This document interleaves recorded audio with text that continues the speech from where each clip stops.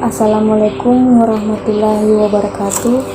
Perkenalkan, nama saya Rizky Putrianti dari Manajemen F semester 7 di Universitas Muhammadiyah Mamuju.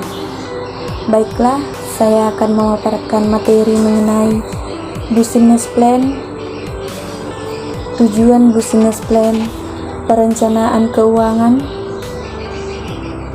time schedule, dan contingency plan. Yang pertama, saya akan menjelaskan mengenai business plan atau dalam artian rencana bisnis, yang merupakan sebuah dokumen yang biasa entrepreneur gunakan untuk merencanakan bisnisnya.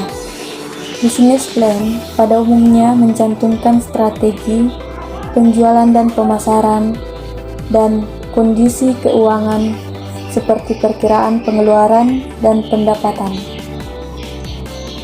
Business plan juga menjelaskan tentang bagaimana suatu kegiatan bisnis dilakukan agar tujuan yang telah ditetapkan dapat dicapai. Seperti namanya, rencana business plan tentu membuat apa saja tujuan yang ingin mereka capai. Di samping tujuannya, tentu saja cara untuk mencapainya mereka cantumkan. Dengan begitu, perusahaan bisa memiliki aliran atau arahan ke depannya. Oleh karena itu, membuat bisnis plan tidak bisa terburu-buru atau sekedar yang penting jadi. Sebagai pengusaha, kamu perlu membuat business plan secara matang. Mengapa? Karena business plan juga mencantumkan tantangan atau masalah yang akan bisnismu hadapi. Sebelum memulai sesuatu bisnis, kamu perlu mengetahui 5 hal penting.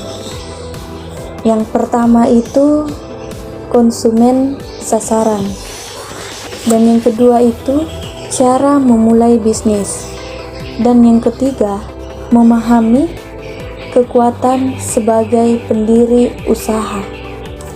Yang keempat, belajar melalui mentor atau penasehat, dan yang terakhir adalah menggunakan business plan.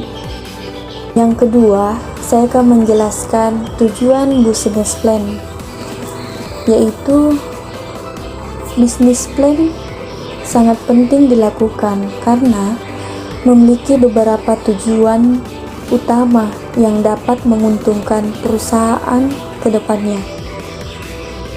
Ada beberapa tujuan membuat business plan, yaitu yang pertama itu membantu kita agar tetap fokus pada tujuan yang telah disepakati di awal ketika ingin membuka sebuah usaha. Yang kedua itu membantu kita memunculkan ide-ide baru yang berakar dari rencana-rencana yang telah ditetapkan. Yang ketiga itu business plan memudahkan pelaku usaha untuk mengatur keuangan karena di dalamnya telah dicatat dan telah tercatat secara rinci hal-hal yang berkaitan dengan permodalan. Yang terakhir, sebagai alat komunikasi untuk menjalin kerjasama dengan pihak lain seperti supplier atau pemasok, konsumen, hingga investor. Yang ketiga, saya akan menjelaskan mengenai perencanaan keuangan dalam business plan. Nah, ini juga sangat penting dalam business plan. Mengapa?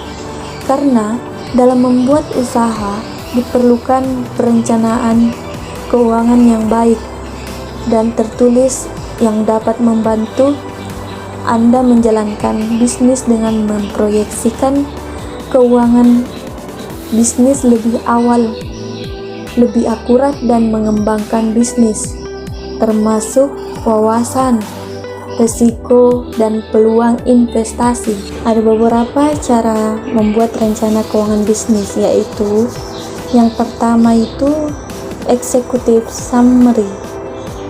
Dari semua outline, executive summary ini sama saja seperti etalase toko, jadi harus dibuat menarik.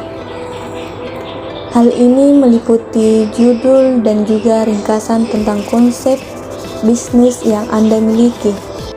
Yang kedua itu business description, atau dalam artian latar belakang perusahaan. Latar belakang perusahaan mengupas deskripsi industri dan juga memperjelas pandangan saat ini dan masa yang akan datang. Yang ketiga itu strategi pemasaran. Yang keempat itu membuat competitive analysis. Yang kelima, analisis sumber daya manusia. Dan yang keenam itu analisa keuangan berupa forecasting atau ramalan pengeluaran dan pendapatan saat bisnis berjalan. Yang ketujuh itu perencanaan pelebaran usaha. Dan yang terakhir adalah manajemen risiko. Yang bagian keempat itu time schedule dalam business plan. Fungsi time schedule dalam business plan ada 3 tujuan pembuatan time schedule yang dilakukan manajer keuangan, yaitu yang pertama, memberi arahan pekerjaan secara terfokus dan mengutamakan penyelesaian pekerjaan berdasarkan prioritas. Bagian kedua, pekerjaan dilakukan secara terjadwal dan tepat waktu, sehingga memungkinkan terwujudnya konsep efektivitas dan efisiensi yang diharapkan. Bagian ketiga, kualitas time schedule yang sempurna dan disusun dengan konsep manajemen keuangan serta modern dengan mengedepankan sikap kehati-hatian atau prudential principle dalam perencanaan bisnis. Yang bagian kelima itu atau disebut dengan bagian yang terakhir, yaitu contingency plan, atau dalam artian rencana cadangan, yang merupakan suatu tindakan alternatif yang dipersiapkan ketika tindakan utama yang direncanakan untuk melakukan sesuatu gagal atau terhambat oleh berbagai faktor. Selain itu, semakin banyaknya kemunculan kompetitor baru juga kian memperketat persaingan di zaman sekarang ini. Oleh karena itu, keberadaan contingency plan akan sangat membantu perusahaan untuk menghadapi kemungkinan terburuk sekalipun. Nah, langkah-langkah dalam membuat contingency plan yaitu yang pertama, melakukan identifikasi dan prioritas sumber daya. Dan yang kedua itu menemukan berbagai risiko peristiwa kritis. Dan yang ketiga, menyisir risiko utama dan membuat skenario. Selanjutnya, tujuan dari contingency plan itu yaitu dapat dikatakan sebagai rencana darurat digunakan untuk meminimalisir dampak yang ada dari perubahan tersebut. Tujuan dari rencana darurat adalah untuk meminimalisir efek negatif dari suatu perubahan serta mitigasi secara mungkin setelah kejadian yang tidak terduga. Baik, itulah tadi materi yang saya pahami mengenai seputar business plan. Terima kasih kepada Ibu Tri Frida Suryati yang telah memberikan tugas speak up kepada mahasiswa. Lebih dan kurangnya mohon dimaafkan. Wabillahi taufiq walhidayah. Wassalamualaikum warahmatullahi wabarakatuh.